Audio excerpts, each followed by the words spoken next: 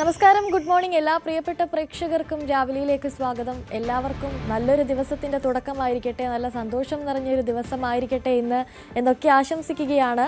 നമുക്ക് ആദ്യം നോക്കാം ഇന്നത്തെ പ്രധാന വാർത്തകൾ. റാഞ്ചിയിൽ എയർ ആംബുലൻസ് തകർന്ന് 7 മരണം. അപകടത്തിൽപ്പെട്ടത് റാഞ്ചിയിൽ നിന്ന് ഡൽഹിയിലേക്ക് പോയ വിമാനം. മോശം കാലാവസ്ഥയെന്ന് സംശയം.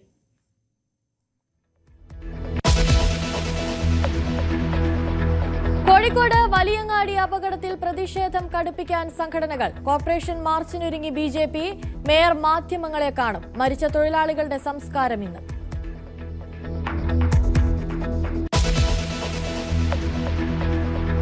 പതിനഞ്ചാം കേരള നിയമസഭയുടെ അവസാന സമ്മേളന ദിവസം ഇന്ന്. നേറ്റിവിറ്റി കാർഡടക്കം സുപ്രധാന ബില്ലുകൾ പാസാക്കും. നിസ്സഹകരണം തുടരാൻ പ്രതിപക്ഷം.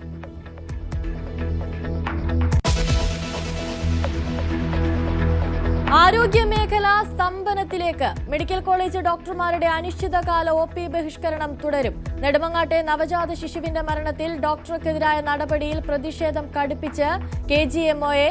ഇന്ന് തിരുവനന്തപുരം ജില്ലയിൽ കൂട്ട അവധിയെടുത്ത് പ്രതിഷേധം.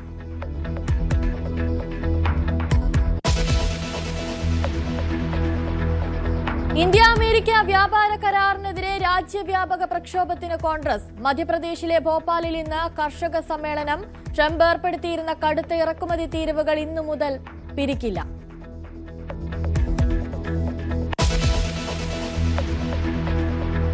റഷ്യ യുക്രൈൻ യുദ്ധത്തിന് 4 വർഷം. ആക്രമണം കൂടുതൽ കടുപ്പിച്ച് റഷ്യ.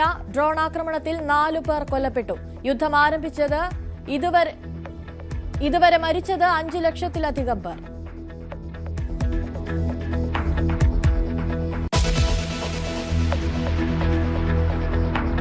വാർത്തകളിലേക്ക് വിശദമായി പോകുമ്പോൾ നമ്മൾ ആദ്യമായി പോകുന്നത് റാഞ്ചിയിലേക്ക് തന്നെയാണ്. റാഞ്ചി എയർ ആംബുലൻസ് അപകടത്തിൽ 7 പേർക്ക് ദാരുണാന്ത്യം സംഭവിച്ചിരിക്കുന്നു എന്ന വാർത്തയാണ് പുറത്തുവരുന്നത്. രോഗിയുമായി ഡൽഹിയിലേക്ക് പോയ റെഡ് ബേർഡ് എയർവേസിന്റെ വിമാനമാണ് അപകടത്തിൽപ്പെട്ടത്. രോഗിയും ഡോക്ടറും വിമാന ജീവനക്കാരുമാണ് മരിച്ചത്. രാകേഷ് ചേരുന്നുണ്ട്. വിമാനാപകടത്തിന്റെ കൂടുതൽ ദൃശ്യങ്ങളാണ് നമ്മളിപ്പോൾ കാണുന്നത്. വളരെ ദാരുണമായ ഒരു അപകടമാണ് സംഭവിച്ചിരിക്കുന്നത്. രാകേഷ് ചേരുന്നുണ്ട് കൂടുതൽ വിവരങ്ങളുമായി. രാകേഷ്, മോശം കാലാവസ്ഥയാണ് അപകട കാരണമെന്ന് പറയുമ്പോഴും ഇതിന് പിന്നിൽ മറ്റെന്തെങ്കിലും കാരണമുണ്ടോ എന്ന രീതിയിലുള്ള അന്വേഷണങ്ങളൊക്കെ പുരോഗമിക്കേണ്ടതുണ്ട്.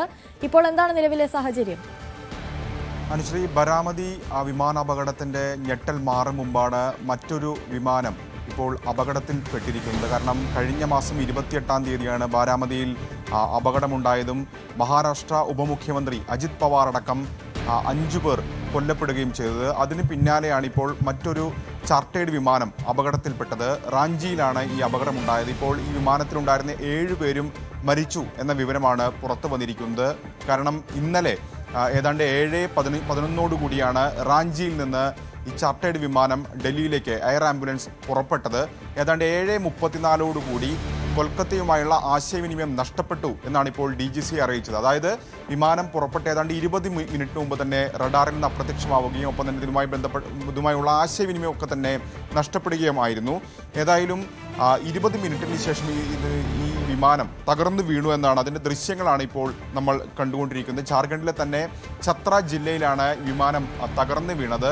ഏതായാലും മോശം കാലാവസ്ഥയാണ് അപകട കാരണം എന്ന പ്രാഥമിക നിഗമനത്തിലാണ് ഇപ്പോൾ DGCയെ ഏതായാലും ഉള്ളത്. ഈ വിമാനത്തിൽ നേരത്തെ പറഞ്ഞതുപോലെ 7 യാത്രക്കാരുണ്ടായിരുന്നു. അതായത് ഒരു രോഗിയുമായി ഡൽഹിയിലേക്ക് പോവുകയായിരുന്നു ഈ വിമാനം. 4:30 കൂടി ഏതാണ്ട് 65% പൊള്ളലേറ്റ ഒരു രോഗി റാഞ്ചിയിൽ ചികിത്സയിലായിരുന്നു. അദ്ദേഹം വിദഗ്ധ ചികിത്സയ്ക്കായി ഡൽഹിയിലേക്ക് ഈ വിമാനത്തിൽ ചാർട്ടേഡ് വിമാനത്തിൽ കൊണ്ടുപോവുകയായിരുന്നു. അതിനിടയിലാണ് ഈ അപകടമുണ്ടായിരുന്നത്. ഈ വിമാനത്തിൽ 7 പേരാണ് ഉണ്ടായിരുന്നത്. 2 പേർ പൈലറ്റാണ്, മറ്റൊന്ന് ഈ രോഗിയാണ്. ഒപ്പം രോഗിയുടെ 2 ബന്ധുക്കളും കൂടെ ഉണ്ടായിരുന്നു. അങ്ങനെ 7 പേരാണ്.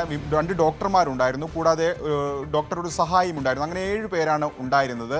ഏതായാലും ഇപ്പോൾ DGCയെ പറഞ്ഞിരിക്കുന്നത് ഇതുമായി ബന്ധപ്പെട്ട് വ്യക്തമാക്കുന്ന ഏറ്റവും പ്രധാനപ്പെട്ട കാര്യം മോശം കാലാവസ്ഥ തന്നെയാണ് അപകടത്തിലേക്ക് നയിച്ചതെന്നാണ്. പക്ഷേ മറ്റെന്തെങ്കിലും ഈ അപകടത്തിന് കാരണമായിട്ടുണ്ടോ എന്നടക്കമുള്ള കാര്യങ്ങൾ ഇനിയും അറിയേണ്ടതുണ്ട്. മാത്രമല്ല ഈ ചാർട്ടേഡ് വിമാനങ്ങൾ ഇത്തരത്തിൽ അപകടത്തിൽപ്പെടുന്നത് ആവർത്തിക്കുകയും ചെയ്തു. നേരത്തെ പറഞ്ഞതുപോലെ ബരാമതിയിൽ ഉണ്ടായിരിക്കുന്ന അപകടം, അതിനുശേഷം ഒരു മാസം തികയും മുമ്പ് ഇപ്പോൾ മറ്റൊരു അപകടം കൂടി ഉണ്ടായിരിക്കുന്നു.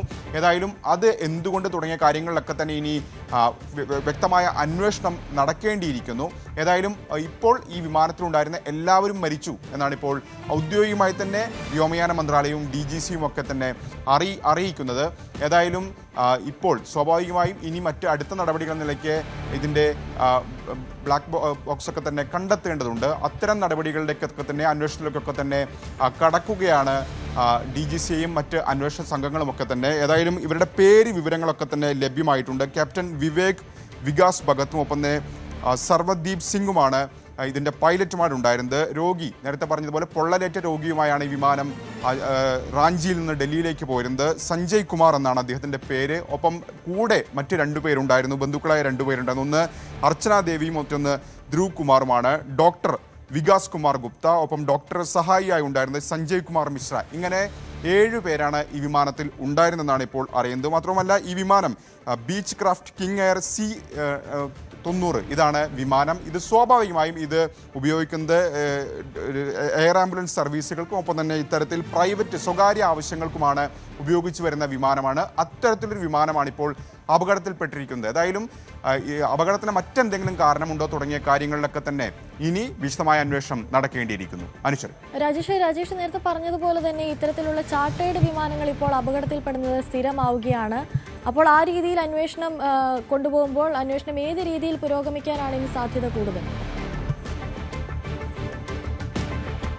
സ്വാഭാവികമായും ഇനി അന്വേഷണം നടക്കേണ്ടതുണ്ട്. നേരത്തെ പറഞ്ഞതുപോലെ ബ്ലാക്ക് ബോക്സ് ഒക്കെ തന്നെ കണ്ടെത്തേണ്ടതുണ്ട്. അപ്പോൾ സ്വാഭാവികമായും എന്താണ് ഇതിലേക്ക് നയിച്ച കാരണങ്ങളൊക്കെ തന്നെ അന്വേഷണത്തിൽ വരേണ്ടിയിരിക്കുന്നു. ഇപ്പോൾ ബാരാമതി അപകടത്തിന് തന്നെ പ്രാഥമിക റിപ്പോർട്ട് ഇപ്പോഴും സമർപ്പിക്കപ്പെട്ടിട്ടില്ല. അപ്പോൾ സ്വാഭാവികമായും എന്താണ് കാരണം തുടങ്ങിയ കാര്യങ്ങളൊക്കെ തന്നെ അന്വേഷിച്ച് വരേണ്ടതുണ്ട്. പക്ഷേ ഇത് ഏതായാലും നേരത്തെ ബാരാമതിയിലുണ്ടായിരുന്നത് ലാൻഡിങ്ങിനിടെയാണ് ഈ അപകടമുണ്ടായത്. ഇപ്പോൾ അങ്ങനെയല്ല, പറന്നുയർന്ന ഏതാണ്ട് 20 മിനിറ്റിന് ശേഷമാണ് അപകടമുണ്ടായത്. സമാനമായി അഹമ്മദാബാദിൽ അപകടം നോക്കുകയാണെങ്കിലും ഇതുപോലെ തന്നെയാണ് സംഭവിച്ചത്.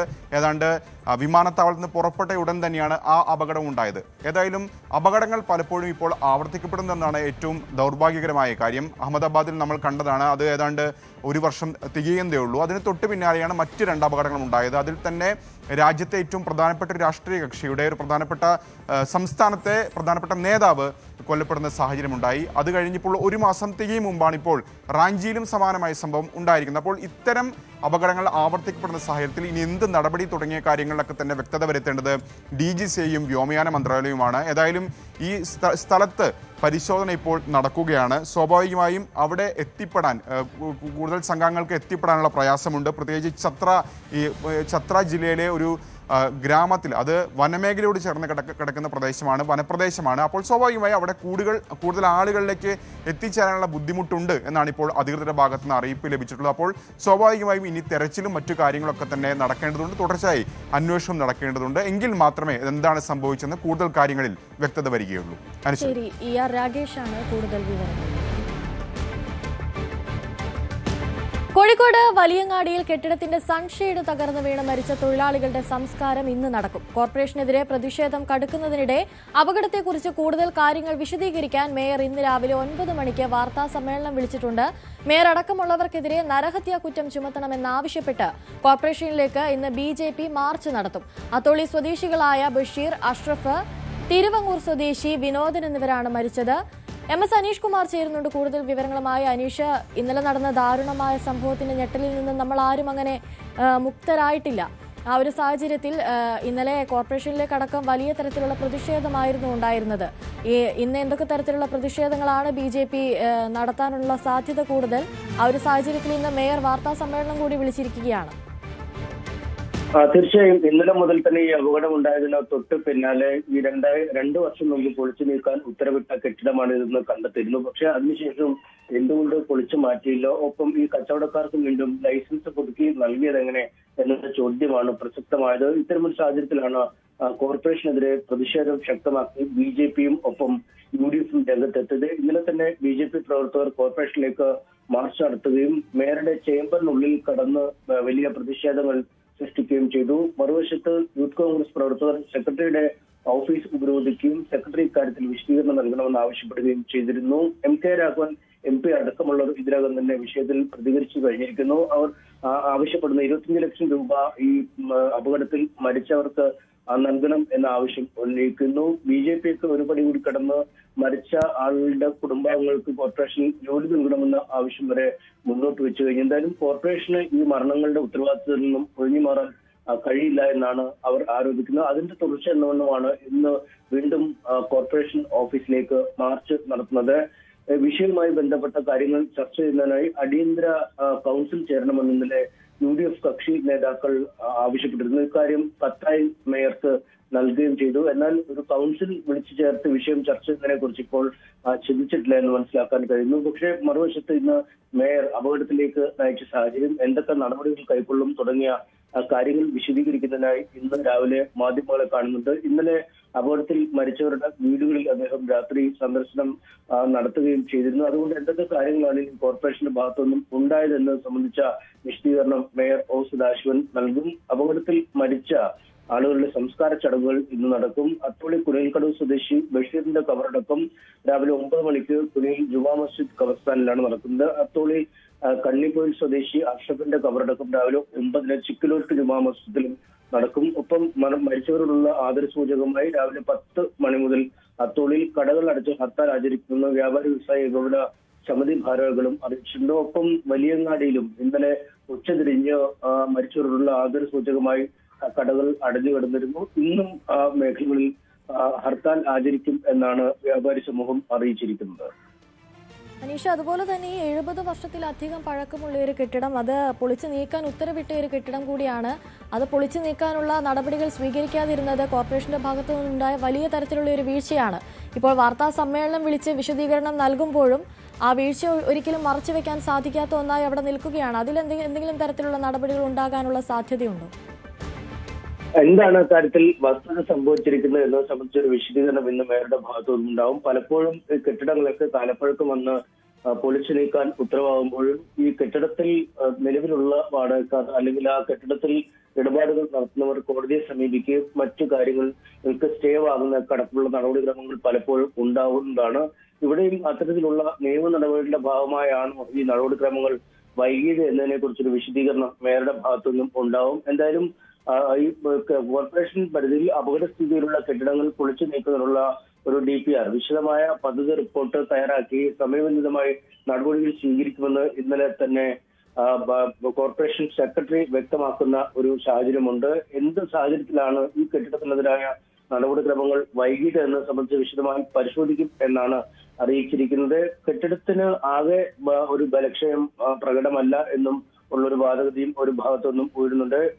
അതേസമയം ഇതിന്റെ മുൻവശത്തെ കമ്പികൾ ദ്രവിച്ചിരിക്കുന്ന ഒരു സാഹചര്യം ഉണ്ടായിരുന്നു. അത്തരമൊരു അപകടസ്ഥിതിയിലായിരുന്ന കെട്ടിടമാണെങ്കിൽ ഈ തൊഴിലാളികളടക്കം വിശ്രമ വേളകളിൽ അവിടെ ഇരിക്കുക ഉണ്ടായിരുന്നില്ല, അല്ലെങ്കിൽ അവിടെ ഒഴിവാക്കുമായിരുന്നു എന്ന വാദഗതിയും ഒരു ഭാഗത്തുനിന്നും ഉയരുന്നുണ്ട്. എന്തായാലും സാധാരണഗതിയിൽ 20-30 തൊഴിലാളികളൊക്കെയാണ് അവിടെ ഒന്ന് ഇരിക്കാറ്, അല്ലെങ്കിൽ ഉച്ച സമയത്ത് ഭക്ഷണമൊക്കെ കഴിച്ച ശേഷം ഒന്നും മയങ്ങാനൊക്കെ ഉപയോഗിക്കും. കാരണം ആ വലിയങ്ങാടി ഭാഗത്ത് അത്യാവശ്യം തണലുള്ള ഒരിടമാണ്. ഒപ്പം ഏത് ഭാഗത്തേക്കും പെട്ടെന്ന് ഈ ചുമട്ട് തൊഴിലാളികൾക്ക് നീങ്ങാൻ കഴിയും. കാരണം അവരുടെ ടേൺ അനുസരിച്ച് ടോക്കൺ ലഭിക്കുമ്പോൾ അവർക്ക് പെട്ടെന്ന് നീങ്ങാൻ കഴിയും. അങ്ങനെ വളരെ സൗകര്യങ്ങളുള്ള ബീച്ചിനോട് ചേർന്ന ഒരു ഭാഗമായിരുന്നു. അതുകൊണ്ട് അത്തരത്തിലൊരു അപകടം ഉണ്ടായപ്പോൾ ഒരുപാട് തൊഴിലാളികൾ ഇല്ലാതിരുന്നത് ഈ അപകടത്തിന്റെ ഒരു വ്യാപ്തി കുറച്ചു എന്ന് തന്നെ നമുക്ക് പറയാം. പക്ഷെ അപ്പോഴും എങ്ങനെയാണ് ഈ കടയുമായി ബന്ധപ്പെട്ട സാങ്കേതിക കാര്യങ്ങൾ ഉണ്ടായിരുന്നത്, എങ്ങനെ അവർക്ക് ലൈസൻസ് കൂട്ടി നൽകി, അല്ലെങ്കിൽ ലൈസൻസ് കാലാവധി തീരും വരെ ഒഴിപ്പിക്കുന്നതിന് വേണ്ടി എന്തിനു കാത്തു നിന്നു തുടങ്ങിയ ഒരുപാട് ചോദ്യങ്ങളുണ്ട്. ആ ചോദ്യങ്ങൾക്കൊക്കെ ഉത്തരം ഇന്ന് മേയർ നൽകിയേക്കും. നമുക്കറിയാം, പുതിയ ഭരണസമിതിയാണ് എന്ന് അദ്ദേഹം ഇന്നലെ തന്നെ പറഞ്ഞിരുന്നു. ഒപ്പം കോർപ്പറേഷൻ സെക്രട്ടറി ചുമതലയേറ്റിട്ട് 1 മാസത്തിൽ താഴെ മാത്രമേ സമയം ആയിട്ടുള്ളൂ. അതുകൊണ്ട് രേഖകൾ വിശദമായി പരിശോധിച്ച കാര്യത്തിൽ കൃത്യമായ ഒരു വിശദാംശങ്ങൾ നൽകും. ഒപ്പം മരിച്ചവരുടെ കുടുംബാംഗങ്ങൾക്കുള്ള ധനസഹായം, മറ്റ് അനുബന്ധ നടപടികൾ, അന്വേഷണം ഇതുമായി ബന്ധപ്പെട്ട് നടത്തുന്ന എങ്ങനെ, അല്ലെങ്കിൽ ഉദ്യോഗസ്ഥർക്ക് ഇക്കാര്യത്തിൽ വീഴ്ച പറ്റിയോ തുടങ്ങിയ കാര്യങ്ങളിലൊക്കെ സമഗ്രമായ ഒരു പരിശോധന നടത്തും എന്ന് തന്നെയാണ് ഇന്നലെ മേയർ അറിയിച്ചത്. എന്തായാലും അക്കാര്യങ്ങളിൽ എന്തൊക്കെ നടപടികൾ നഗരസഭയുടെ ഭാഗത്തുനിന്നുണ്ടാവും, എന്ത് തരത്തിലാണ് ഇനി മുന്നോട്ട് ഇത്തരം അപകടാവസ്ഥയിലായ കെട്ടിടങ്ങളുമായി ബന്ധപ്പെട്ട കാര്യങ്ങൾ തീരുമാനിച്ച എന്നീ കാര്യങ്ങളും അദ്ദേഹം വിശദീകരിച്ചേക്കും. നമുക്കറിയാം, നേരത്തെ മൊഫീസിൽ ബസ് സ്റ്റാൻഡിൽ വലിയ ഒരു തീപിടുത്തമാണ് ഉണ്ടായത്. ആ തീപിടുത്തം നടന്നപ്പോൾ തന്നെ ഈ കോർപ്പറേഷന്റെ ഉടമസ്ഥയിലുള്ള കെട്ടിടങ്ങളിലെ സുരക്ഷാ സന്നാഹങ്ങളെ കുറിച്ചുള്ള ഒരു കൃത്യമായ പരിശോധന, അഗ്നിശമന സംവിധാനങ്ങൾ പ്രവർത്തനക്ഷമമാണോ എന്ന് പരിശോധിക്കും. ഒപ്പം കെട്ടിടത്തിന്മേൽ അനധികൃതമായ നിർമ്മാണ പ്രവർത്തനങ്ങൾ നടത്തിയിട്ടുണ്ടോ, കെട്ടിടത്തിന് ബലക്ഷയമുണ്ടോ തുടങ്ങിയ കാര്യങ്ങളിൽ സമഗ്രമായ ഓഡിറ്റ് നടത്തണം എന്ന ആവശ്യം ഉയരുകയും അക്കാര്യം നടത്തുമെന്ന് അന്നത്തെ മേയർ പ്രഖ്യാപിക്കുകയും ചെയ്തിരുന്നു. പക്ഷേ അത്തരം പ്രഖ്യാപനങ്ങൾക്ക് ശേഷവും എന്തുകൊണ്ടും ഇത്തരം ഒരു പരിശോധനകൾ അല്ലെങ്കിൽ സുരക്ഷാ ഓഡിറ്റ് നടക്കുന്നില്ല എന്ന ചോദ്യമാണ് അവശേഷിച്ചത്. എന്തായാലും അത്തരം ചോദ്യങ്ങൾക്കുള്ള മുഴുവൻ ഉത്തരങ്ങളും ഇന്ന് മേയർ ഒ സദാശിവൻ നൽകിയേക്കും. ശരി, MS അനീഷ് കുമാറാണ് കൂടുതൽ വിവരങ്ങൾ നൽകിയത്. മെഡിക്കൽ കോളേജ് ഡോക്ടർമാരുടെ അനിശ്ചിതകാല OP ബഹിഷ്കരണം തുടരും. മുഖ്യമന്ത്രിയുമായി നടത്തിയ കൂടിക്കാഴ്ചയും പരാജയപ്പെട്ടതോടെയാണ് പ്രതിഷേധം തുടരാനുള്ള തീരുമാനം. ആവശ്യങ്ങൾ ന്യായമാണെങ്കിലും ശമ്പള പരിഷ്കരണ കുടിശ്ശിക നൽകാൻ പണമില്ലാത്തതാണ് സർക്കാരിന് പ്രതിസന്ധി. സമരം പിൻവലിച്ച് സർക്കാരുമായി സഹകരിക്കണമെന്ന് ആരോഗ്യ ധനമന്ത്രിമാർ ആവശ്യപ്പെട്ടു. എന്നാൽ 57 മാസത്തെ ശമ്പള കുടിശ്ശികയുടെ കാര്യത്തിൽ വ്യക്തതയില്ലാത്ത സാഹചര്യത്തിൽ സമരം തുടരുമെന്ന് KGM-CTA ഭാരവാഹികൾ അറിയിച്ചു. തിരുവനന്തപുരം നെടുമങ്ങാട് ജില്ലാ ആശുപത്രിയിൽ നവജാത ശിശു മരിച്ച സംഭവത്തിൽ ഡോക്ടറെ സസ്പെൻഡ് ചെയ്ത നടപടിയിൽ പ്രതിഷേധം കടുപ്പിച്ച് KGMOA. ഇന്ന് തിരുവനന്തപുരം ജില്ലയിലെ സർക്കാർ ഡോക്ടർമാർ കൂട്ട അവധിയെടുത്ത് പ്രതിഷേധിക്കും. ആശുപത്രി സൂപ്രണ്ടിനും ജില്ലാ മെഡിക്കൽ ഓഫീസർക്കും നേരെയുണ്ടായ അതിക്രമത്തിൽ ആശുപത്രി സംരക്ഷണ നിയമപ്രകാരം നടപടിയെടുക്കണമെന്നാണ് ആവശ്യം. ആരോഗ്യമന്ത്രിയുമായി നടത്തിയ ചർച്ചയിൽ പ്രതിഷേധക്കാരെ അറസ്റ്റ് ചെയ്യുമെന്ന് ഉറപ്പു നൽകിയിട്ടും നടപടി ഉണ്ടാവാത്തതിനെ തുടർന്നാണ് പ്രതിഷേധം. തിരുവനന്തപുരം കാട്ടാക്കടയിൽ 2.5 വയസ്സുകാരിയുടെ മരണം ന്യൂമോണിയ മൂലമെന്ന് പ്രാഥമിക പോസ്റ്റ്മോർട്ടം റിപ്പോർട്ട്. വിശദമായ റിപ്പോർട്ടിന് ശേഷം മാത്രമേ മരണകാരണത്തിൽ അന്തിമ നിഗമനത്തിലെത്താനാകൂ. മരണത്തിന് കാരണം സ്വകാര്യ ആശുപത്രിയുടെ പിഴവാണെന്നാണ് കുടുംബത്തിന്റെ ആരോപണം. ശ്വാസതടസ്സത്തെ തുടർന്ന് കാട്ടാക്കട മമൽ ആശുപത്രിയിൽ ചികിത്സ തേടിയ 2.5 വയസ്സുകാരി ഐഷ ഫാത്തിമയാണ് കഴിഞ്ഞ ദിവസം മരിച്ചത്. ആശുപത്രിയിൽ കുത്തിവയ്പ്പെടുത്തതിന് പിന്നാലെയാണ് കുഞ്ഞിന്റെ ആരോഗ്യനില വഷളായതെന്നാണ് കുടുംബം ആരോപിക്കുന്നത്. 15ാം കേരള നിയമസഭയുടെ അവസാന സമ്മേളന ദിവസം ഇന്ന്. ധനവിനിയോഗ ബില്ലും ധനബില്ലുകളും പാസാക്കി.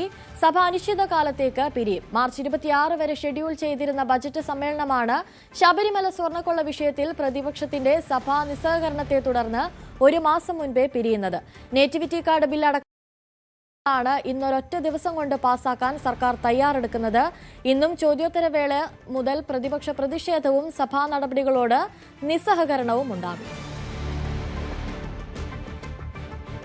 സീറ്റ് വിഭജനത്തിനുള്ള ഉഭയകക്ഷി ചർച്ചകൾക്ക് തുടക്കമിട്ട് ഇടതുമുന്നണി. ഇന്നലത്തെ മുന്നണി യോഗത്തിന് ശേഷം LDF കൺവീനർ TP രാമകൃഷ്ണനുമായി കേരള കോൺഗ്രസ് M ചെയർമാൻ ജോസ് കെ മാണി നടത്തിയ ചർച്ചയിൽ പാർട്ടിക്ക് 13 സീറ്റ് ആവശ്യപ്പെട്ടു. കഴിഞ്ഞ തവണ മത്സരിച്ച 12 സീറ്റും നൽകുമെന്ന് CPM നേതൃത്വം ഉറപ്പു നൽകി. കഴിഞ്ഞ തവണ അനുവദിച്ച കുറ്റ്യാടി സീറ്റ് പ്രത്യേക സാഹചര്യത്തിൽ CPM-ന് വിട്ടു നൽകിയതാണെന്നും തിരിച്ചു കിട്ടണമെന്നും കേരള കോൺഗ്രസ് ആവശ്യപ്പെട്ടു.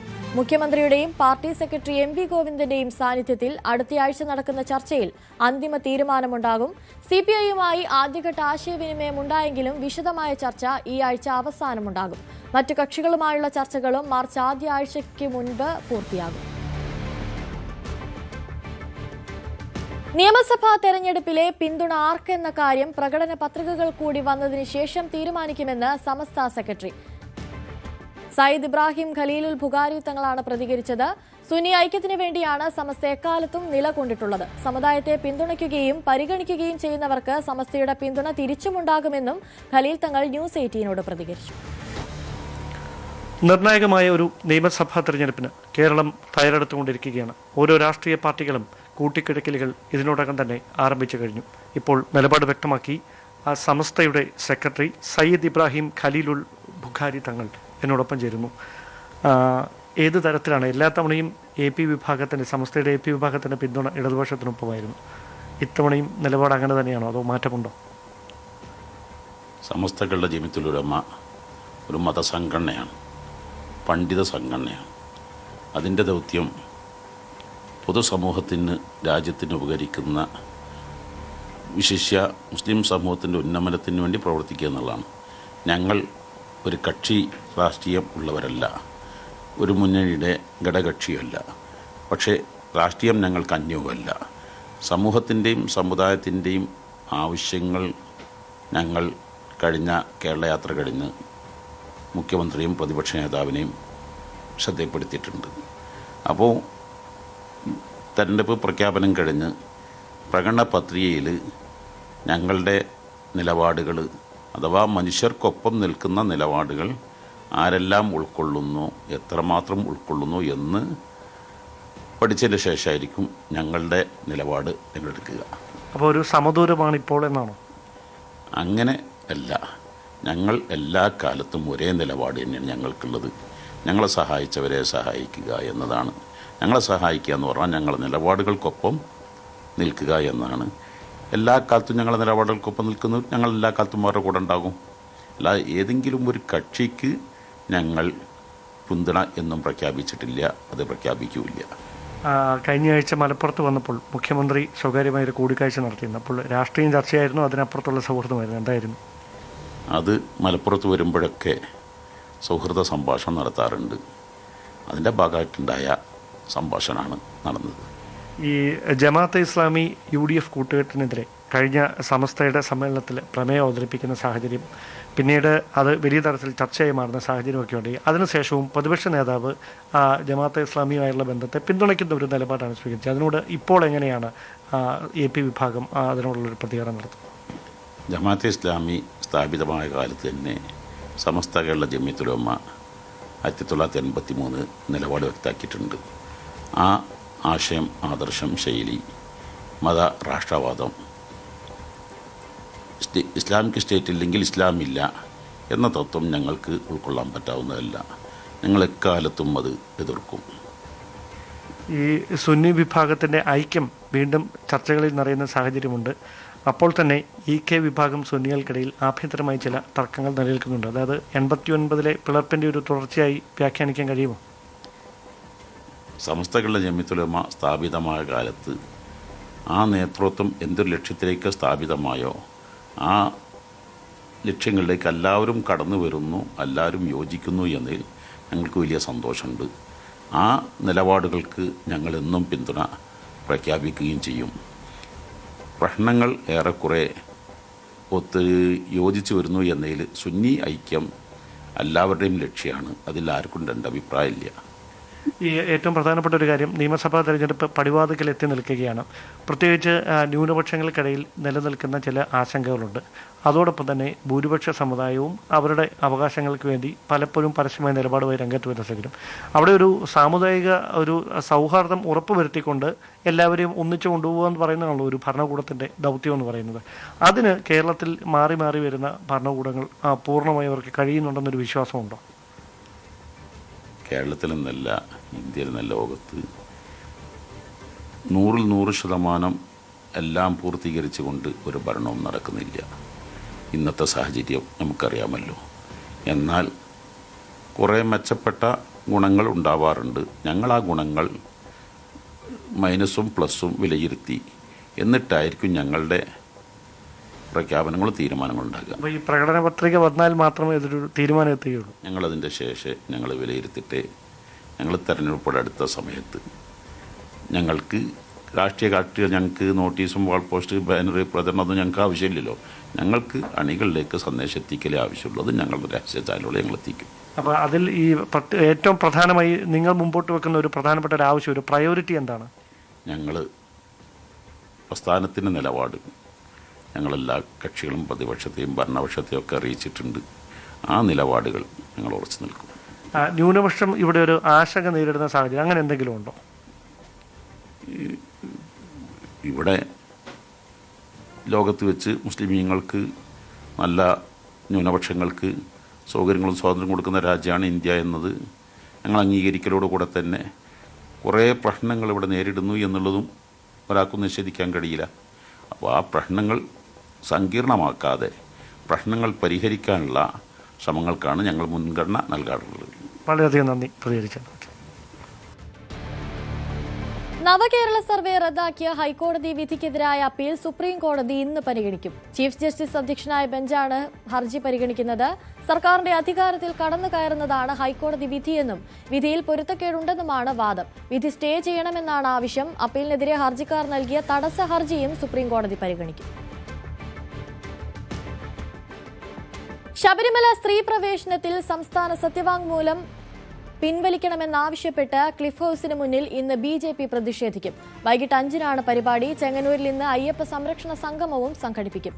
വരും ദിവസങ്ങളിൽ വിവിധ ബൂത്തുകളിലും അയ്യപ്പ ജ്യോതി തെളിയിച്ച് പ്രതിഷേധിക്കും. ശബരിമല സ്വർണ്ണക്കൊള്ള കേസിൽ സ്മാർട്ട് ക്രിയേഷൻ CEO പങ്കജ് ഭണ്ഡാരിയുടെ ജാമ്യാപേക്ഷ സുപ്രീംകോടതി ഇന്ന് പരിഗണിക്കും. അറസ്റ്റ് നിയമവിരുദ്ധമെന്നും കുറ്റകൃത്യത്തിൽ പങ്കില്ലെന്നുമാണ് പങ്കജ് ഭണ്ഡാരിയുടെ വാദം. ജസ്റ്റിസ് ദീപാങ്കർ ദത്ത് അധ്യക്ഷനായ ബെഞ്ചാണ് ഹർജി പരിഗണിക്കുന്നത്. നേരത്തെ ജാമ്യാപേക്ഷ ഹൈക്കോടതി തള്ളിയിരുന്നു. സർക്കാർ ജീവനക്കാരുടെ സ്വകാര്യ വിവരങ്ങൾ ചോർത്തിയെന്നാരോപിച്ച് നൽകിയ ഹർജി ഹൈക്കോടതി ഇന്ന് പരിഗണിക്കും. സെക്രട്ടേറിയറ്റ് ജീവനക്കാരനായ അനിൽകുമാർ അടക്കമുള്ളവരാണ് ഹർജിക്കാർ. സ്പാർക്കിൽ ഔദ്യോഗിക ആവശ്യത്തിന് മാത്രമായി നൽകിയ ഫോൺ നമ്പർ ശേഖരിച്ചത് വ്യക്തികളുടെ അനുമതിയില്ലാതെയെന്നാണ് വാദം. സ്പാർക്കിൽ നിന്ന് മുഖ്യമന്ത്രിയുടെ ഓഫീസിന് വിവരങ്ങൾ കൈമാറിയത് സ്വകാര്യതാ ലംഘനമാണെന്നും തെരഞ്ഞെടുപ്പ് നേട്ടത്തിനായി വിവരങ്ങൾ ഉപയോഗിച്ചുവെന്നുമാണ് വാദം. നടപടി തടയണമെന്നും സ്വകാര്യ വിവരങ്ങൾ അനധികൃതമായി ഉപയോഗിച്ചതിന് നഷ്ടപരിഹാരം നൽകണമെന്നും ഹർജിയിൽ ആവശ്യപ്പെടുന്നു. മുഖ്യമന്ത്രി പിണറായി വിജയനെ അടക്കം എതിർകക്ഷികളാക്കി സമർപ്പിച്ചാണ് ഹർജി. ലൈഫ് മിഷൻ 5 ലക്ഷം വീടുകളുടെ നിർമ്മാണം പൂർത്തിയാക്കിയതിന്റെ പ്രഖ്യാപനം മുഖ്യമന്ത്രി പിണറായി വിജയൻ ഇന്ന് നടത്തും. 6,40,046 വീടുകളാണ് ലൈഫ് മിഷൻ വഴി ഇതുവരെ അനുവദിച്ചത്. ഇതിൽ 5,364 വീടുകളാണ് പൂർത്തിയായത്. 1,03,682 വീടുകൾ നിർമ്മാണത്തിന്റെ വിവിധ ഘട്ടങ്ങളിലാണ്. പ്രഖ്യാപനത്തിന്റെ ഭാഗമായി കരകുളം ഗ്രാമപഞ്ചായത്തിലെ കോമളകുമാരിയുടെ വീടിന്റെ ഗൃഹപ്രവേശന ചടങ്ങിലും മുഖ്യമന്ത്രിയും മന്ത്രിമാരും പങ്കെടുക്കും. വൈകിട്ട് പൂജപ്പുര മൈതാനത്താണ് പ്രഖ്യാപനം.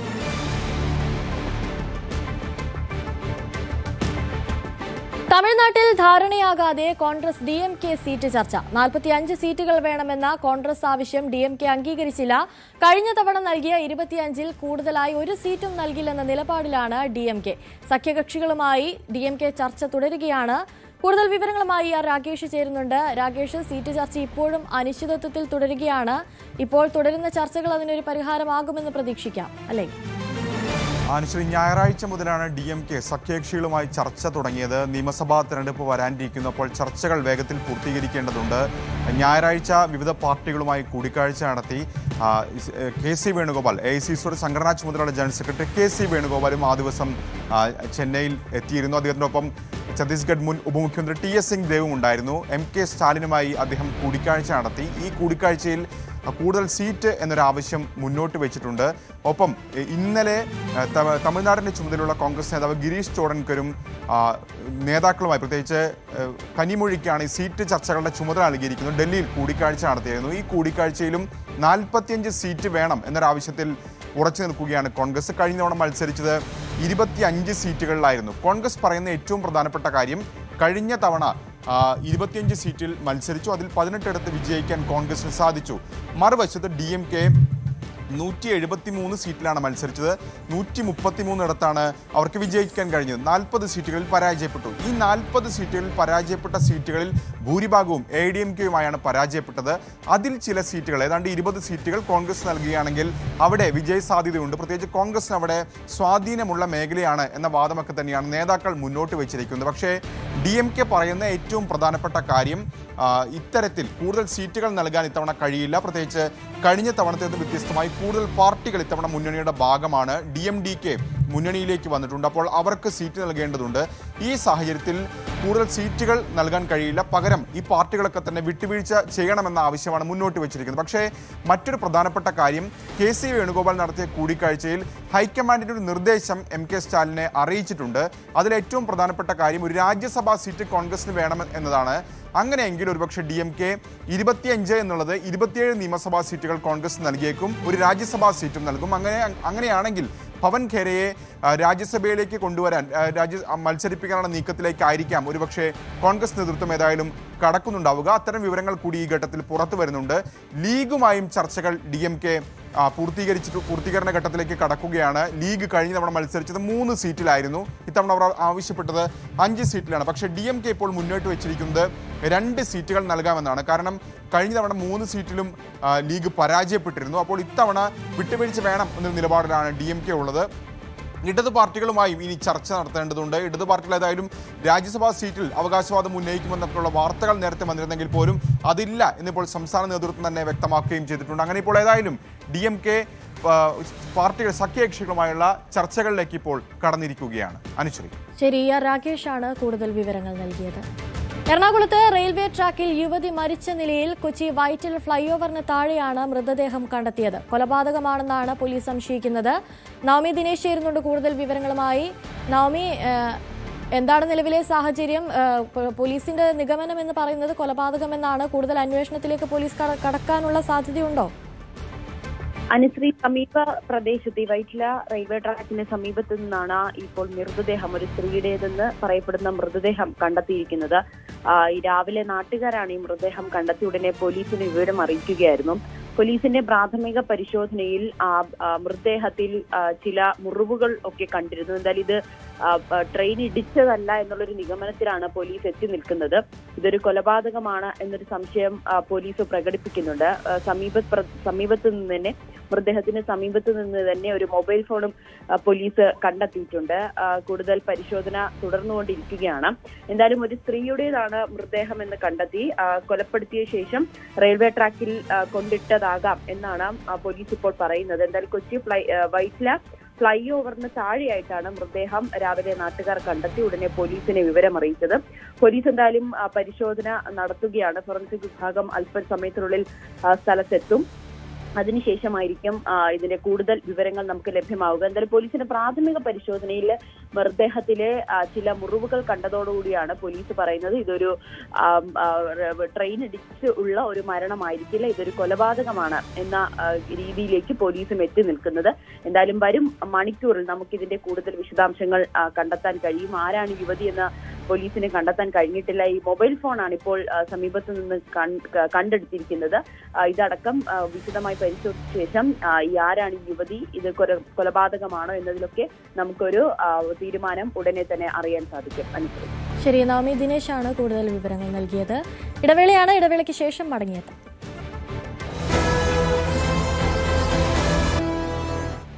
റാപ്പർ വേടൻ എന്ന ഹിരൺദാസ് മുരളി ഇന്ന് വിവാഹിതനാവുകയാണ്. എഴുത്തുകാരി നവമി ലതയാണ് വധു. തൃശ്ശൂരിൽ വെച്ചാണ് വിവാഹം നടക്കുക.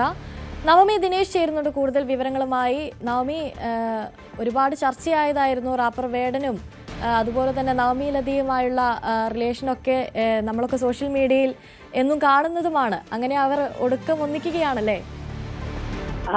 അനുശ്രീ, ഇന്ന് തൃശ്ശൂരിലെ രജിസ്റ്റർ മാരേജ് ഓഫീസിൽ വെച്ചായിരിക്കും അവരുടെ വിവാഹം രജിസ്റ്റർ ചെയ്യുക. വളരെ ലളിതമായ ചടങ്ങുകൾ ആണെന്ന് നേരത്തെ തന്നെ വേടൻ അറിയിക്കുകയും ചെയ്തു.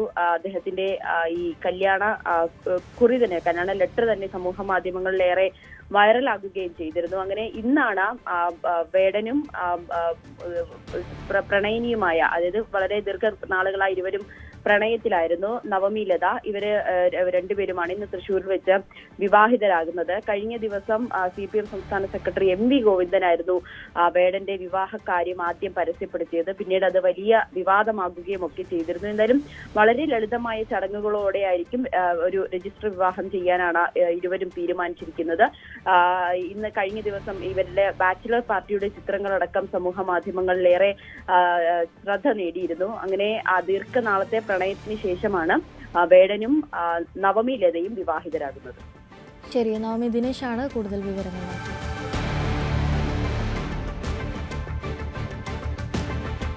ഇന്ത്യ അമേരിക്ക വ്യാപാര കരാറിലെ കർഷക വിരുദ്ധ നയങ്ങൾക്കെതിരെ കർഷകരെ അണിനിരത്തി കോൺഗ്രസ് ആഹ്വാനം ചെയ്ത രാജ്യവ്യാപക പ്രക്ഷോഭത്തിന് ഇന്ന് തുടക്കം.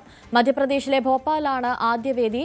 കോൺഗ്രസ് സംഘടിപ്പിക്കുന്ന കർഷക സമ്മേളനത്തിൽ അധ്യക്ഷൻ മല്ലികാർജ്ജുൻ ഖർഗെയും പ്രതിപക്ഷ നേതാവ് രാഹുൽ ഗാന്ധിയും കർഷകരുമായി സംവദിക്കും.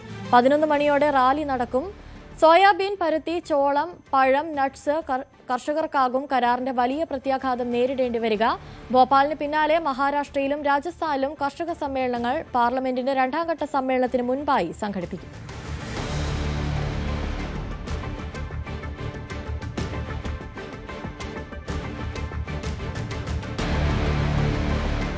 അമേരിക്കൻ പ്രസിഡന്റ് ഡൊണാൾഡ് ട്രംപ് ഏർപ്പെടുത്തിയിരുന്ന കടുത്ത ഇറക്കുമതി തീരുവകൾ ഇന്നു മുതൽ പിരിക്കില്ല. പുലർച്ചെ 12:01 മുതൽ ഇത് നിർത്തലാക്കുമെന്ന് US customs and border protection ഔദ്യോഗികമായി അറിയിച്ചിരുന്നു. എന്നാൽ ട്രംപ് പ്രഖ്യാപിച്ച പുതിയ 15% ആഗോള നികുതി ഇന്നു മുതൽ പിരിക്കുമെന്നതിനെപ്പറ്റി യാതൊരു വ്യക്തതയുമില്ല. മാസങ്ങളായി ദിവസവും US-ന് ലഭിച്ചുകൊണ്ടിരുന്ന വൻ നികുതി പണം നിലയ്ക്കുന്നത് ആഗോള ഉൽപാദന വിതരണ ശൃംഖലയിൽ വൻ പ്രത്യാഘാതങ്ങൾ സൃഷ്ടിക്കാനാണ് സാധ്യത.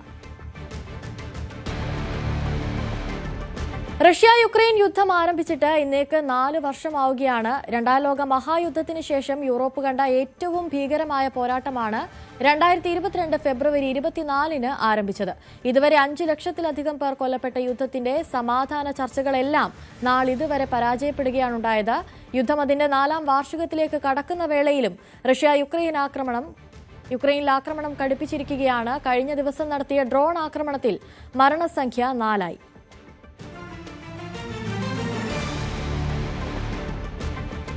മെക്സിക്കോയിൽ ലഹരിക്കടത്ത് സംഘമായ ജാലിസ്കോ ന്യൂ ജനറേഷൻ കാർട്ടലിന്റെ തലവൻ കൊല്ലപ്പെട്ടതിനെ തുടർന്ന് ആക്രമണ പരമ്പര തുടരുകയാണ്. എൽമെൻചോയുടെ മരണത്തിന് ശേഷം 6 വ്യത്യസ്ത ആക്രമണങ്ങളിലായി ജാലിസ്കോയിൽ നാഷണൽ ഗാർഡിലെ 25 അംഗങ്ങൾ കൊല്ലപ്പെട്ടു. മയക്കുമരുന്ന് കാർട്ടലുകളുടെ കള്ളപ്പണം വെളുപ്പിക്കൽ സംബന്ധിച്ച് ഒരു സംഘം അന്വേഷണം നടത്തുന്നുണ്ടെന്ന് മെക്സിക്കൻ പ്രസിഡന്റ് ക്ലോഡിയ ഷെയ്ൻബോം വ്യക്തമാക്കി. മെക്സിക്കോയിലെ അമേരിക്കൻ പൗരന്മാർക്ക് ജാഗ്രതാ നിർദ്ദേശം നൽകി US സ്റ്റേറ്റ് ഡിപ്പാർട്ട്മെന്റ്.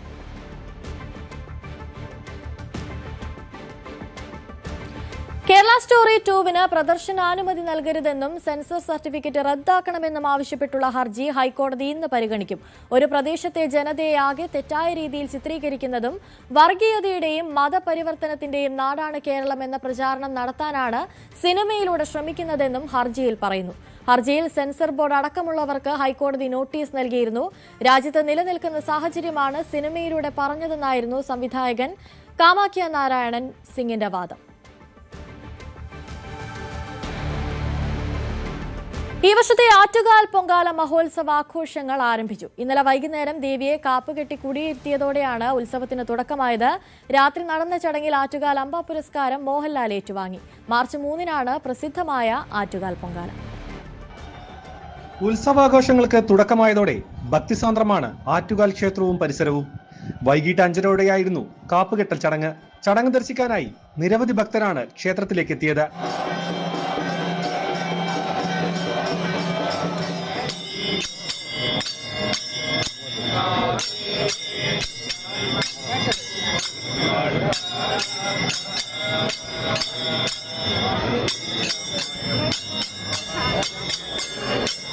ചടങ്ങിന് ശേഷവും ദേവിയെ തൊഴാനായി ഭക്തർ ക്ഷേത്രത്തിലേക്ക് എത്തി. 10 ദിവസം നീണ്ടു നിൽക്കുന്ന ആഘോഷങ്ങൾക്ക് തുടക്കമായതോടെ സംസ്ഥാനത്തിന്റെ വിവിധ ഭാഗങ്ങളിൽ നിന്നും ഭക്തർ ഇവിടേക്കെത്തും.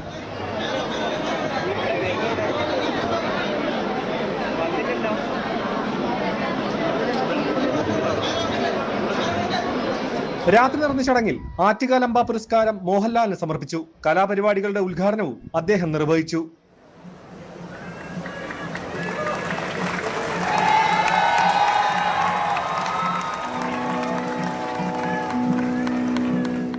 എൻ്റെ കുട്ടിക്കാലത്തെ ഓർമ്മകളിൽ അന്ന് ആറ്റുകാൽ ക്ഷേത്രം ഇത്രയും വികസിച്ചിട്ടില്ല. തിരുമുറ്റത്തിൽ ക്ഷേത്രത്തിന് ചുറ്റുവട്ടത്തിൻ്റെ വിസ്തീർണമേ ഉള്ളൂ. തൊട്ടുവശത്തുള്ള ദേവി കല്യാണ മണ്ഡപം പോലും പിന്നീടാണ് വരുന്നത്. ആദ്യം അതായിരുന്നു വാഹനങ്ങൾ നിർത്താനുള്ള ഇടം എന്നാണ് ഞാൻ ഓർക്കുന്നത്. ബാക്കി ചുറ്റുപാടും വയലുകളായിരുന്നു. പൊങ്കാല ദിവസമാകുമ്പോൾ ഈ ചുറ്റുപാട് മുഴുവൻ അടുപ്പുകളും ഭക്തരുമാകും. മുടവൻ മുകളിൽ താമസിച്ചിരുന്ന ഞങ്ങൾ പൂജപ്പുരയിലൂടെയും കരമനയിലൂടെയും ആറ്റുകാലിലേക്ക് പോയിരുന്ന വിളക്ക് കെട്ട് ഘോഷയാത്രകൾ ഞങ്ങൾക്കതൊരു ഉത്സവമായിരുന്നു. സപ്രമഞ്ചലിൽ ദേവി രൂപമുണ്ടാക്കി ചുമലിലേറ്റി ക്ഷേത്രത്തിലേക്ക് നെയ്യാണ്ടി മേളത്തോടെ ഗ്യാസ് ലൈറ്റുകളുടെ അകമ്പടിയോടെ ആനയിക്കുന്ന ഓരോ പ്രദേശത്തു നിന്നുള്ള ആഘോഷയാത്രകളെ തിരുവനന്തപുരത്തുകാർ എന്ന ചപ്രമെഴുന്നള്ളത്ത് എന്നാണ് വിളിച്ചിരുന്നത്. നാളെയാണ് കുട്ടികളുടെ കുത്തിയോട്ട വൃതാരംഭം. കഴിഞ്ഞ വർഷത്തേക്കാൾ കനത്ത തിരക്കാണ് ആദ്യ ദിവസങ്ങളിൽ തന്നെ ക്ഷേത്രത്തിൽ അനുഭവപ്പെടുന്നത്. ഉത്സവ ദിവസങ്ങളിൽ രാവിലെ 10 മുതൽ ക്ഷേത്രത്തിൽ പ്രസാദഊട്ട് ഉണ്ടായിരിക്കും. അംബ സ്റ്റേജിൽ പ്രധാന കലാപരിപാടികളും അംബിക അംബാലിക സ്റ്റേജുകളിൽ ഭജന, പുരാണ പാരായണം എന്നിവയും നടക്കും. ന്യൂസ് 18 തിരുവനന്തപുരം. സംസ്ഥാനത്തിന്റെ വ്യാവസായിക അന്തരീക്ഷം ഏറെ മെച്ചപ്പെട്ടുവെന്നും ചുരുങ്ങിയ കാലം കൊണ്ട് ഒട്ടനവധി നിക്ഷേപകർ മുതൽ മുടക്കാൻ മുന്നോട്ട് വന്നെന്നും വ്യവസായ മന്ത്രി P Rajeev. Electronics design, manufacturing രംഗത്തെ പ്രമുഖരായ SFO ടെക്നോളജി സംസ്ഥാനത്ത് 2000 കോടി രൂപയുടെ നിക്ഷേപം പ്രഖ്യാപിച്ചത് ഇതിന്റെ ഭാഗമാണെന്നും അദ്ദേഹം പറഞ്ഞു. ആദ്യഘട്ടത്തിൽ 900 തൊഴിലവസരങ്ങൾ ഇതിലൂടെ ലഭിക്കും. കൊച്ചിയിൽ നടന്ന ട്രേഡെക്സ് കേരള മീറ്റിലാണ് നിക്ഷേപ പദ്ധതി പ്രഖ്യാപിക്കപ്പെട്ടത്. Gas and oil, aerospace, defence തുടങ്ങിയ സുപ്രധാന മേഖലകൾക്കായി പ്രത്യേക യൂണിറ്റുകൾ സ്ഥാപിക്കാനാണ് കമ്പനി ലക്ഷ്യമിടുന്നത്. കൊച്ചി ആസ്ഥാനമായി പ്രവർത്തിക്കുന്ന നെസ്റ്റ് ഗ്രൂപ്പിന്റെ മുൻനിര ടെക്നോളജി എഞ്ചിനീയറിംഗ് കമ്പനിയാണ് SFO ടെക്നോളജീസ്. നെസ്റ്റ് ഗ്രൂപ്പിന്റെ ചെയർമാനും മാനേജിംഗ് ഡയറക്ടറുമായ ഡോക്ടർ ജഹാംഗീറാണ് ട്രേഡെക്സിൽ പദ്ധതി പ്രഖ്യാപിച്ചത്. Kerala is not a destination to set up an industry. I prove myself Kerala is a destination to set up industry. That is the most important thing. I started 150 people. Today we have 18,000 employees. All are engineers, diploma holders, ITA people, SSLC people. And most importantly, this 20-25 years journey, we don't lose any hour for a strike or any problem. That is the most important thing for my success. And this is a role model to some other entrepreneurs to come here. Now we are growing. The sum is what the minister says and everything. We are coming at the par of other states.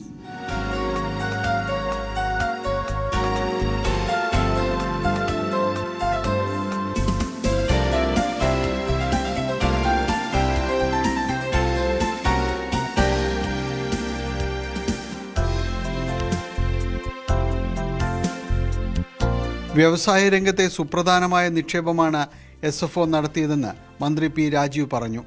പദ്ധതിയുടെ സുഗമമായ നടത്തിപ്പിന് സംസ്ഥാന സർക്കാരിന്റെ ഭാഗത്തു നിന്ന് കമ്പനിക്ക് എല്ലാ പിന്തുണയും നൽകുമെന്നും മന്ത്രി വ്യക്തമാക്കി.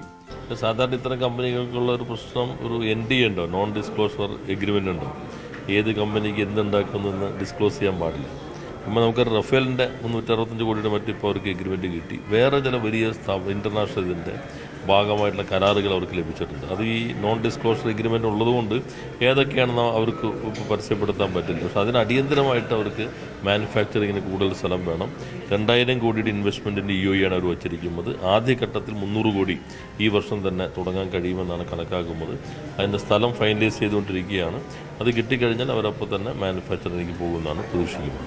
സംസ്ഥാനത്തെ സൂക്ഷ്മ ചെറുകിട സംരംഭക മേഖലയിലെ ഉൽപ്പന്നങ്ങൾക്ക് ആഗോള വിപണി പ്രവേശം സാധ്യമാക്കുക എന്ന ലക്ഷ്യത്തോടെ വ്യവസായ വകുപ്പ് സംഘടിപ്പിച്ച ട്രേഡെക്സ് കേരളയിൽ MSME സംരംഭകരും അന്താരാഷ്ട്ര കമ്പനികളും തമ്മിൽ 146 ധാരണാപത്രങ്ങൾ ഒപ്പുവെച്ചിരുന്നു. ഇതുവഴി സംരംഭകർക്ക് 81 കോടിയിലധികം രൂപയുടെ വ്യാപാര കരാറുകളും ലഭിച്ചു. ന്യൂസ് 18 കൊച്ചി. ടൂറിസം സാധ്യതകളുടെ പരിപോഷണം നാടിന്റെ വളർച്ചയ്ക്ക് സഹായിക്കുമെന്ന് മന്ത്രി റോഷി അഗസ്റ്റിൻ. തൊടുപുഴ, കോളപ്ര, കാഞ്ഞാർ ഇറിഗേഷൻ ടൂറിസം പദ്ധതിയുടെ നിർമ്മാണോദ്ഘാടനം നിർവഹിക്കുകയായിരുന്നു അദ്ദേഹം. ഇറിഗേഷൻ വകുപ്പ് ജലസേചന പ്രവർത്തനങ്ങളിൽ മാത്രം ഒതുങ്ങി നിൽക്കാതെ ടൂറിസം സാധ്യതകളെ കൂടി പ്രയോജനപ്പെടുത്താനാണ് ഇറിഗേഷൻ ടൂറിസം പദ്ധതിക്ക് തുടക്കം കുറിച്ചിരിക്കുന്നതെന്ന് മന്ത്രി പറഞ്ഞു. നാടിനുതകുന്ന ടൂറിസം സാധ്യതകൾ പരമാവധി പ്രയോജനപ്പെടുത്താൻ ഇത്തരം പദ്ധതികൾ മാതൃകയാകണമെന്നും അദ്ദേഹം കൂട്ടിച്ചേർത്തു. ഇറിഗേഷൻ ഡിപ്പാർട്ട്മെന്റിന് അതിന്റെ കാര്യക്ഷമതയെ വളർത്തിയെടുക്കുക, നമ്മൾ ജലസേചനം കൊടുക്കുക, കൃഷിയെ പ്രോത്സാഹിപ്പിക്കുക എന്നുള്ളത് മാത്രമാക്കാതെ നമ്മുടെ ടൂറിസത്തിന്റെ അനന്തമായ സാധ്യതകളെ കൂടി പ്രയോജനപ്പെടുത്താൻ ഒരു വകുപ്പിനെ എങ്ങനെ മാറ്റാൻ കഴിയുമെന്നുള്ളതാണ് നമ്മൾ കണ്ടത്. നമ്മുടെ കേരളത്തെ സംബന്ധിച്ച് നോക്കുമ്പോൾ ടൂറിസത്തിന്റെ രംഗത്ത് ഏറ്റവും കൂടുതൽ സാധ്യതയുള്ളൊരു സംസ്ഥാനം. ആ സംസ്ഥാനത്തിന്റെ ഏറ്റവും പ്രധാനപ്പെട്ട വിഷയം പ്രകൃതി സൗന്ദര്യം കൊണ്ടും ആയുർവേദ ചികിത്സാ രംഗത്തും പാരമ്പര്യ കലാരൂപങ്ങളുമെല്ലാം നമ്മുടെ ടൂറിസ്റ്റുകളെ ആകർഷിക്കുന്നതിന് ഉതകുന്ന വിധത്തിലുള്ള സൗകര്യങ്ങളും സാഹചര്യവും കേരളത്തിലുണ്ട്. അതോടൊപ്പം പർവ്വത നിരകളും കായലുകളും സമുദ്രമൊക്കെ ചേർന്ന ടൂറിസത്തിന്റെ വളർച്ചയ്ക്ക് പ്രയോജനകരമായിട്ടുള്ള വേണ്ട വിധത്തിൽ ഇത് പ്രയോജനപ്പെടുത്താനുള്ള പദ്ധതികൾ ആവിഷ്കരിച്ച് നടപ്പിലാക്കുക എന്നുള്ളതാണ് നമ്മൾ ചെയ്യേണ്ടതായിട്ടുള്ളത്. 1000 കിലോമീറ്റർ പറന്ന് പ്രാവ് പറത്തൽ മത്സരത്തിൽ വിജയിയായി തിരൂരിലെ ഷാനവാസിന്റെ റേസിംഗ് ഹോമർ. മുംബൈയിൽ നിന്ന് മലപ്പുറത്തെ തിരൂർ വരെ 28 മണിക്കൂർ കൊണ്ടാണ് ഇത് പറന്നെത്തിയത്. 79 പ്രാവുകൾക്കൊപ്പം പറന്നാണ് റേസിംഗ് ഹോമർ ചരിത്രം കുറിച്ചത്. 1000 കിലോമീറ്റർ ദൂരം ഒറ്റ പറക്കൽ പറന്ന് തിരൂർ നടുവിലങ്ങാടി സ്വദേശി പി ഷാനവാസിന്റെ 2.5 വയസ്സുകാരൻ റേസിംഗ് ഹോമർ പ്രാവ് സുരക്ഷിതനായി വീടണഞ്ഞു. 28 മണിക്കൂർ കൊണ്ടാണ് അവൻ 1000 കിലോമീറ്റർ ദൂരം താണ്ടിയത്. വെറുതെ 28 മണിക്കൂർ പറക്കുകയല്ല. പ്രാവ് പറത്തൽ മത്സരത്തിൽ റേസിംഗ് ചാമ്പ്യനായാണ് ഹോമർ തന്റെ യജമാനന്റെ കൈകളുടെ ചൂടിലേക്ക് ചേർന്നത്. തങ്ങളുടെ അരുമകളെ മഹാരാഷ്ട്രയിലെ ധാനയിൽ നിന്ന് പറത്തിവിട്ട ഉടമകൾ വീട്ടിൽ തിരിച്ചെത്തും മുൻപേ ജേതാക്കളായ പ്രാവുകൾ മടങ്ങിയെത്തിയിരുന്നു. ലബ റേസിംഗ് പീജിയൻ ക്ലബ്ബും കേരള റേസിംഗ് പീജിയൻ ക്ലബ്ബും സംയുക്തമായാണ് പ്രാവ് പറത്തൽ മത്സരം സംഘടിപ്പിച്ചത്. ധാനയിൽ നിന്നും 56 കിലോമീറ്റർ അകലെ കുഡൂസിൽ നിന്ന് ഫെബ്രുവരി 19 രാവിലെ 8 മണിക്കാണ് മറ്റ് 79 പ്രാവുകൾക്കൊപ്പം റേസിംഗ് ഹോമറും പറക്കാൻ തുടങ്ങിയത്. ട്രോഫിയും ചെറിയൊരു തുകയുമാണ് ഇതിന്റെ സമ്മാനമെങ്കിലും പലർക്കും പ്രാവ് പറത്തൽ ഇന്നൊരു ലഹരിയാണ്. ശരിക്കും പറഞ്ഞാൽ ഈ വർഷമാണ് നല്ലൊരു റിസൾട്ട് ഉണ്ടാക്കാൻ കഴിഞ്ഞത്. ഇപ്പം എനിക്ക് 200 കിലോമീറ്ററിൽ ഫസ്റ്റ് കിട്ടി, 300 സെക്കൻഡ് വന്നു, അതേപോലെ 400 കിലോമീറ്ററിൽ ഫസ്റ്റ്, അതേപോലെ 550 കുറച്ച് ബാക്കോട്ട് പോയി. 550 റിസൾട്ട് പ്ലേസ്മെന്റ് വന്നത് ആദ്യത്തെ 15 പ്ലേസ്മെന്റ് ആണ്. 550 കിലോമീറ്റർ തൊട്ട് ആദ്യത്തെ 15 പ്ലേസ്മെന്റിനാണ് ട്രോഫി സർട്ടിഫിക്കറ്റ് കാര്യങ്ങളൊക്കെ കിട്ടുക, പോയിന്റ് കിട്ടും. അപ്പൊ അതില് 10ാം സ്ഥാനം 11ാം സ്ഥാനമാണ് 550 കിലോമീറ്ററിൽ വന്നിട്ടുള്ളത്. 750 അതേപോലെ 4, 5, 6, 7, 8 5 സ്ഥാനം ഒരുമിച്ച് വന്നു 750 കിലോമീറ്ററിൽ. പിന്നെ 1000ലാണ് ഇപ്പം നമുക്ക് നല്ലൊരു എന്താ പറയാ ഫസ്റ്റും സെക്കൻഡും ആയിട്ട് വന്നത്. 1000 കിലോമീറ്ററിൽ നല്ലൊരു നമുക്ക് പറയാവുന്ന അഭിമാനിക്കാവുന്ന രൂപത്തിലുള്ള ഒരു റിസൾട്ട് വന്നു. 2 ഇനം പ്രാവ് പറത്തൽ മത്സരങ്ങളാണുള്ളത്. കൂടുതൽ സമയം പറക്കുന്ന ഹൈഫ്ലയർ റേസും കൂടുതൽ ദൂരം പറക്കുന്ന റേസിംഗ് പീജിയണും. ധാനയിൽ നിന്ന് ആരംഭിച്ച മത്സരത്തിൽ ഇക്കുറി 1001 കിലോമീറ്റർ വിഭാഗത്തിൽ 1ഉം 2ഉം സ്ഥാനങ്ങൾ ഷാനവാസിന്റെ പ്രാവുകൾക്കാണ്. മൂന്നാമതെത്തിയത് താനാളൂർ സ്വദേശിയുടെയും 4ാമത് മങ്കട സ്വദേശിയുടെയും പ്രാവുകളാണ്. തിരൂർ നടുവിലങ്ങാടിയിലെ പ്രിയ അക്വാപിറ്റ്സ് ഉടമയാണ് ഷാനവാസ്. മത്സരത്തിനു മുൻപ് പ്രാവുകളെ ക്ലബ് ഓഫീസിലെത്തിച്ച് ടാഗിംഗ് നടത്തും. തിരിച്ചെത്തുന്ന പ്രാവിന്റെ ടാഗിലെ രഹസ്യ നമ്പർ സംഘാടകരുടെ മൊബൈൽ ആപ്പിലേക്ക് നൽകണം. അങ്ങനെയാണ് വിജയികളെ നിശ്ചയിക്കുന്നത്. ന്യൂസ് 18 മലപ്പുറം. തുടർച്ചയായ മോഷണ പരമ്പരകൾ കാരണം ഇനി വീട് പൂട്ടുന്നില്ലെന്ന വാശിയിൽ പയ്യന്നൂർ സ്വദേശി റിട്ടയർഡ് പ്രൊഫസർ ആർ സത്യനാഥാണ് കടുത്ത തീരുമാനത്തിന് പിന്നിൽ. 5 തവണയാണ് ഇദ്ദേഹത്തിന്റെ വീട്ടിൽ കള്ളൻ കയറിയത്. 2002 മുതൽ തുടരുന്നതാണ് സത്യനാഥിന്റെ ദുരവസ്ഥ. 2002 മുൻവാതിൽ തകർത്ത് സ്വർണവും പണവും കവർന്നതോടെയാണ് ഈ വീട്ടിൽ മോഷണ പരമ്പര തുടങ്ങിയത്. പിന്നീട് പലപ്പോഴായി മോഷണം നടന്നപ്പോഴും മുൻവാതിൽ തന്നെയാണ് തകർക്കപ്പെട്ടത്. 3ാം തവണത്തെ മോഷണത്തിന് ശേഷം വീട്ടിൽ CCTV സ്ഥാപിച്ചു. പക്ഷേ അടുത്ത മോഷണത്തിൽ കള്ളൻ CCTV ഉപകരണങ്ങളും കടത്തിക്കൊണ്ടുപോയി. വാതിൽ അറ്റകുറ്റപ്പണി നടത്തി മടുത്ത വീട്ടുടമയോട് ഇനി വാതിൽ മാറ്റുകയല്ലാതെ മറ്റു വഴികളൊന്നുമില്ലെന്നാണ് ആശാരി പറഞ്ഞത്. ഇതോടെയാണ് പൂട്ടുവേണ്ടെന്ന തീരുമാനത്തിലേക്ക് സത്യനാഥ് എത്തിയത്. സത്യൻ മാഷിന്റെ വീട്ടിൽ 5 തവണയായി കള്ളൻ കയറുന്നു. അവിടെയാണെങ്കിൽ അയാൾ താമസവും ഇല്ലാത്തത് കുറേ കാലമായി. എങ്കിലും കള്ളൻ നിരന്തരമായി അവിടെ കയറിക്കൊണ്ടിരിക്കുകയാണ്. ഈ തവണയൊക്കെയും സ്റ്റേഷനുമായി ബന്ധപ്പെട്ടൊരു കേസ് കൊടുക്കുകയും അതിന് നടപടിക്രമങ്ങൾ എടുത്തിട്ടുണ്ട് എന്ന് പറയുകയും ചെയ്യുന്നുണ്ട്. എങ്കിലും ഈ പ്രശ്നത്തിൽ ഒരു പരിഹാരം കാണാൻ സാധിക്കുന്നില്ല. പരിസരവാസികൾക്കെല്ലാം ഇതിന്റെ പേരിൽ ഇതിന്റെ ഭയപ്പെട്ടിട്ടാണ് ഇരിക്കുന്നത്. എന്തെങ്കിലും ഒരു നടപടി ഇതിന്റെ പേരിൽ ഉണ്ടാവണമെന്ന് അഭ്യർത്ഥിക്കുന്നു. മുൻപ് നടന്ന 4 മോഷണങ്ങളിലും പോലീസ് കേസ് രജിസ്റ്റർ ചെയ്ത് അന്വേഷണം ആരംഭിച്ചതാണ്. എന്നാൽ നാളിതുവരെയായി പ്രതികളെ പിടികൂടാനോ നിയമത്തിന് മുന്നിൽ കൊണ്ടുവരാനോ സാധിച്ചിട്ടില്ല. ന്യൂസ് 18 കണ്ണൂർ. ഇടുക്കി വാഗമണ്ണിലെ ഗ്ലാസ് ബ്രിഡ്ജ് തുറക്കാൻ വൈകുന്നത് സഞ്ചാരികളെ വലയ്ക്കുകയാണ്. 2 മാസം മുൻപാണ് അറ്റകുറ്റപ്പണികൾക്കായി ഗ്ലാസ് ബ്രിഡ്ജിന്റെ പ്രവർത്തനം നിർത്തിവെച്ചത്. ഇതോടെ 100 കണക്കിന് സഞ്ചാരികളാണ് ഗ്ലാസ് ബ്രിഡ്ജ് സന്ദർശിക്കാനായി സാധിക്കാതെ നിരാശരായി മടങ്ങുന്നത്. സമൃദ്ധമായ പുൽമേടുകൾ, മൊട്ടക്കുന്നുകൾ, പൈൻമരങ്ങൾ, മഞ്ഞുമൂടിയ താഴ്വരകൾ, അങ്ങനെ അതിമനോഹരമായ പ്രകൃതി ദൃശ്യങ്ങളാണ് വാഗമണ്ണിനെ സഞ്ചാരികളുടെ പ്രിയപ്പെട്ട ഇടമാക്കുന്നത്. അഡ്വഞ്ചർ പാർക്ക് തുറന്നതോടെ ദിവസേന ആയിരങ്ങളാണ് വാഗമണ്ണിലെത്തുന്നത്. ഇവിടെ സഞ്ചാരികളെ ഏറ്റവും അധികം ആകർഷിക്കുന്നത് ഗ്ലാസ് ബ്രിഡ്ജ് ആയിരുന്നു. ഇടുക്കി DTPCയും പെരുമ്പാവൂരിലെ ഭാരത് മാതാ വെഞ്ചേഴ്സ് പ്രൈവറ്റ് ലിമിറ്റഡിന്റെ കിക്കി സ്റ്റാർസും ചേർന്നാണ് വാഗമൺ കോലാഹമേട്ടിൽ ചില്ലുപാലം ഒരുക്കിയത്. ജർമ്മനിയിൽ നിന്ന് ഇറക്കുമതി ചെയ്ത ഗ്ലാസിൽ നിർമ്മിച്ച പാലത്തിന് 3 കോടി രൂപയായിരുന്നു. ഇവിടെ നിന്നാൽ മുണ്ടക്കയം, കൂട്ടിക്കൽ, കൊക്കയാർ മേഖലകളുടെ വിദൂര ദൃശ്യങ്ങൾ വരെ ആസ്വദിക്കാം. 2 മാസം മുൻപ് അറ്റകുറ്റപ്പണികൾക്കായി പാലം അടച്ചു. ഇതോടെ ഇവിടെ എത്തുന്ന സഞ്ചാരികൾ നിരാശരായി മടങ്ങുകയാണ്. ഞങ്ങൾക്ക് ഉള്ള ഒരു പ്രതിഷേധം എന്ന് പറയുന്നത് നമ്മുടെ ഗ്ലാസ് ബ്രിഡ്ജ് അതിൻ്റെ അകത്ത് നമുക്ക് കയറാൻ കഴിഞ്ഞില്ല എന്നുള്ള ഒരു പ്രതിഷേധമാണ്. ഞങ്ങൾ അവിടുന്ന് ഒരു 10-35ഓളം ആളുകൾ മാന്നാനം എന്ന് പറയുന്ന സ്ഥലത്തു നിന്നാണ് ഞങ്ങൾ വന്നത്. അപ്പം ഞങ്ങൾക്കിതിൽ കയറണമെന്ന് ഉള്ള ആഗ്രഹത്തോടു കൂടിയാണ് ഞങ്ങൾ വന്നത്. ഞങ്ങൾക്കതിൽ കയറാൻ കഴിഞ്ഞില്ല എന്നുള്ളത് പ്രതിഷേധം തന്നെയാണ്. ഒരാഴ്ചയ്ക്കുള്ളിൽ അറ്റകുറ്റപ്പണികൾ പൂർത്തിയാക്കാമെന്നായിരുന്നു പ്രതീക്ഷ. എന്നാൽ പണികൾ നീണ്ടുപോയി. മധ്യവേനൽ അവധിക്ക് മുൻപായി ചില്ലുപാലം തുറന്നില്ലെങ്കിൽ വാഗമണിന്റെ വിനോദസഞ്ചാര മേഖലയ്ക്ക് അത് വലിയ തിരിച്ചടിയാകും നൽകുക. ന്യൂസ് 18 ഇടുക്കി. തിരുവനന്തപുരം വെള്ളറടയിൽ പോലീസും ഡിവൈഎഫ്ഐ പ്രവർത്തകരും തമ്മിൽ ഉത്സവാഘോഷത്തിനിടെ ഏറ്റുമുട്ടി. സംഘർഷത്തിൽ എസ്ഐക്കും ഒരു പോലീസുകാരനും ഉൾപ്പെടെ പരിക്കേറ്റു. വെള്ളറട സ്റ്റേഷനിലെ എസ്ഐ അഭിജിത്ത്, പോലീസുകാരൻ ജസീം, ഡിവൈഎഫ്ഐ നേതാവ് പ്രദീപ് എന്നിവർ ആശുപത്രിയിൽ ചികിത്സയിലാണ്. സംഭവത്തിൽ വെള്ളറട പോലീസ് കേസെടുത്ത് അന്വേഷണം ആരംഭിച്ചു.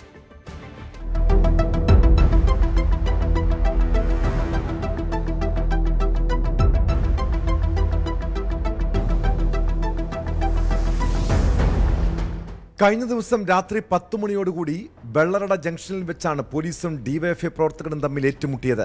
ചൂണ്ടിക്കൽ ശ്രീ ഭദ്രകാളി ദേവീക്ഷേത്രത്തിലെ ഉത്സവത്തോടനുബന്ധിച്ച് വെള്ളറട ജംഗ്ഷനിൽ സഞ്ചരിക്കുന്ന ഗാനമേള സംഘടിപ്പിച്ചിരുന്നു.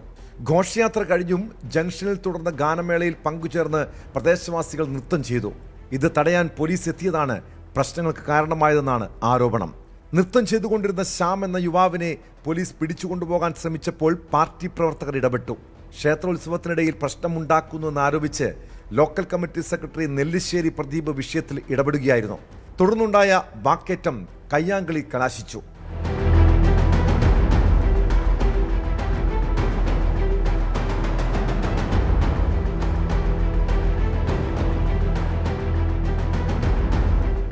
കഴിഞ്ഞ ശിവരാത്രി ദിനത്തിൽ ചാരുംകുഴി ലോകനാഥ ക്ഷേത്രത്തിലെ ഉത്സവത്തിനിടയിലും കുന്നത്തുകാലിലെ ക്ഷേത്രത്തിലും ഇതേ പോലീസുകാർ ഉത്സവം അലങ്കോലപ്പെടുത്താൻ ശ്രമിച്ചെന്നും പാർട്ടി പ്രവർത്തകർ ആരോപിക്കുന്നു. മർദ്ദനത്തിൽ പരിക്കേറ്റ എസ്ഐയും പോലീസുകാരനും പാറശാല ആശുപത്രിയിൽ ചികിത്സ തേടി. Local committee secretary Pradeep Vellarada സാമൂഹ്യാരോഗ്യ കേന്ദ്രത്തിലും ചികിത്സയിലാണ്. സംഭവത്തിൽ പ്രദീപിനെതിരെയും കണ്ടാലറിയാവുന്ന 2 പേർക്കെതിരെയും പോലീസ് കേസെടുത്തിട്ടുണ്ട്.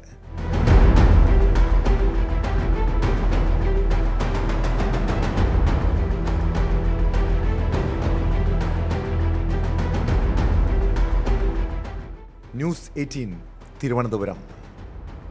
എറണാകുളം ചുണങ്ങംവേലിയിൽ ബാറിനുള്ളിൽ യുവാവിനെ ആളുമാറി മർദ്ദിച്ച സംഭവത്തിന്റെ CCTV ദൃശ്യം പുറത്തുവന്നു. കേസിൽ 5 പ്രതികൾ അറസ്റ്റിലായിട്ടുണ്ട്. മറ്റു പ്രതികൾക്ക് വേണ്ടി അന്വേഷണം ഊർജിതമാണ്.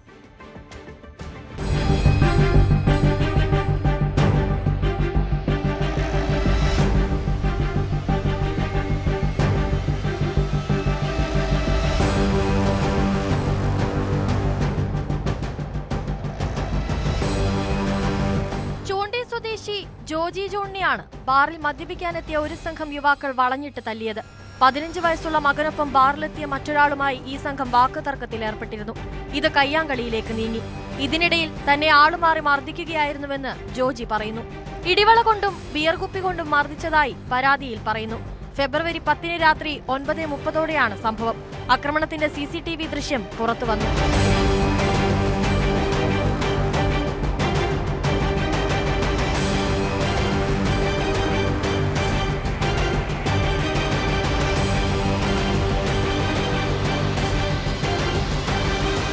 ജോജിയുടെ പരാതിയിൽ 12 പേർക്കെതിരെ എടത്തല പോലീസ് കേസെടുത്തിട്ടുണ്ട്. ഇതിൽ 5 പ്രതികളെ അറസ്റ്റ് ചെയ്ത് റിമാൻഡ് ചെയ്തു. BNS 110, 115, 118 വകുപ്പുകൾ പ്രകാരമാണ് പോലീസ് കേസ് രജിസ്റ്റർ ചെയ്തത്. സംഭവത്തിൽ കൂടുതൽ പേരുടെ അറസ്റ്റ് ഉടനുണ്ടായേക്കും. മറ്റു പ്രതികൾക്ക് വേണ്ടി അന്വേഷണം ഊർജിതമാക്കിയതായി പോലീസ് വ്യക്തമാക്കി.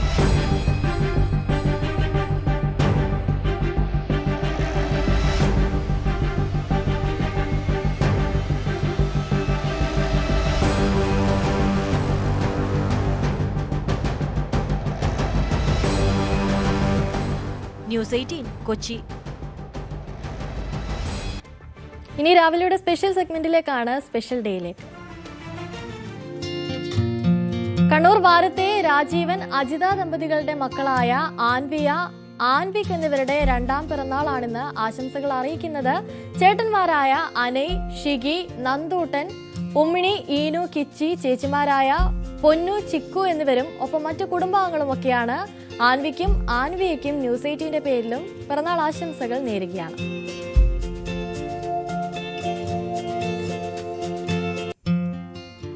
രാവിലെയുടെ സമയം ഇവിടെ പൂർണ്ണമാവുകയാണ്. വാർത്തകളും വിശേഷങ്ങളും ഒക്കെയായി നാളെ വീണ്ടും കാണാം. നമസ്കാരം.